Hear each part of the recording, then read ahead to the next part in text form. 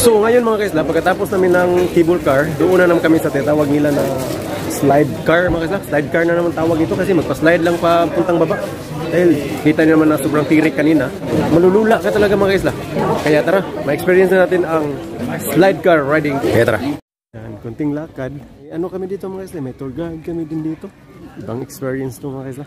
So, taxi nila dito mga kaisla. Ito yung kulay. May yellow taxi din sila dito. Ano sa salida ko lang ito nakita dati mga kaisla. Shout out sa family ko dyan sa Pinas. So, ito na mga kaisla.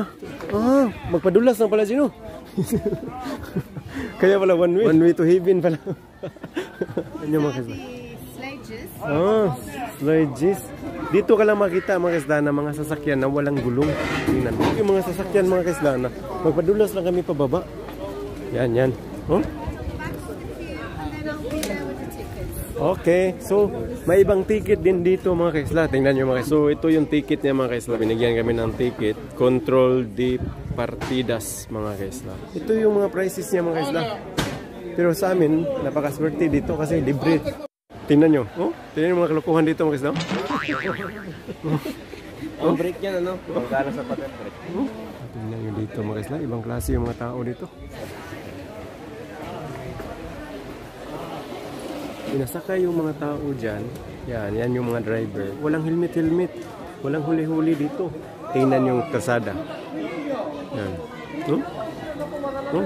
Yan. Yan. Siya lang yung mag-isa. Ah, yan pala yun. Tingnan nyo. 2 kilometers din. Tayo din. Yan, tingnan nyo mga isla. Dami talaga mga kalukuhan na nalaman sa lugar na ito mga isla. Yan.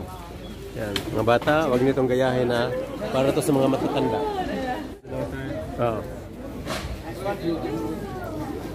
And then you just wait for the bus at the end, okay? Guys, ito na yun, ha? Ito lang. Para ka lang nilagay sa basket. Yun. Yan. Yeah, boy! Yan yung mga driver ng kaso. Yan. Ang lakas pala.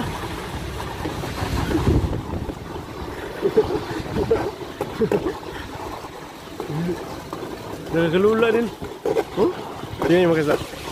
Ah, ito lang pala yung mga daanan mga kaisla. Para ka lang naglalaro mga kaisla.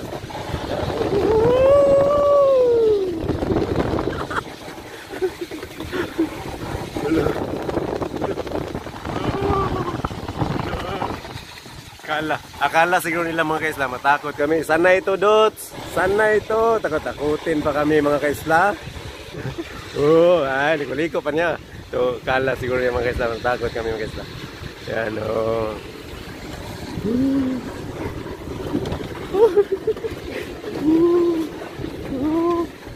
Tingnan yung mga driver mga kaisla. Yan. Ibang klase dito. Ang driver ang nakasabit dito mga kaisla. Oh, look, may sequin. May sequin. Oo, iba dito mga kaisla, yung mga sequin. Mga sasakyan yung pinapahinto. Yan. Oh, napago din. Para nang ginawa kaming kambing dito. Hila naman kaisla. Oh. Tingnan sila. Yan, tingnan yung itsura ng mga kaisla. Tingnan yung mga kalakuhan nila. Yan. Oh. Tingnan yung mga kaisla. Sa gilid may kanal. Yan. 무궁화 꽃이 피었습니다. Tingnan nyo mga kaisla. Ang brake dito, yung sapatos nila. Oh. Para mga bata, wag nitong tularan. Oh, tingnan nyo mga kaisla.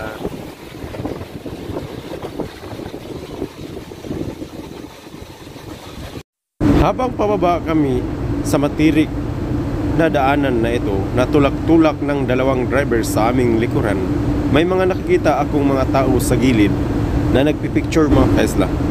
Hindi lang isa, dalawa o tatlo. Marami sila mga kaisla. Kaya excited akong makita kung ano ang mangyari sa baba. Kung ano ang makikita natin sa final destination na ito. Kaya patuloy panoorin ang video mga kaisla. Marami ka pang makikita dito sa lugar na ito. Hello, please. This one is yours, okay? Okay, kita. 10 euros each one. Kaya pala maraming nakaabang na nagpipicture sa amin doon sa gilid-gilid papunta sa pababa kasi ibibinta nila yung mga picture na nakuha nila galing sa amin. Grabe yung experience na yun mga kaisla. Parang naglalaro lang mga kaisla. Yung feeling mo na naglalaro ka nung unang panahon. Ganun lang, nandito lang pala ito mga kaisla. Pwede mo itong gayahin sa Pinas. Tapos pagdating mo galing sa taas, ito na yung makikita mo. So magnet. Madeira. T-shirts for you? Amo, ito yung waiting area. Parang may isang ano pa mga isla, isang tour pa na hinintay namin. Kaya tingnan natin mamaya nung klaseng tour yan. Simple mo. At ito na mga kaisla, may isang sasakyan na dumating. Kukunin na yung mga slide car pabalik, pataas. Kasi ang bigat nga naman, pagbuhatin mo galing sa baba, papuntang pataas.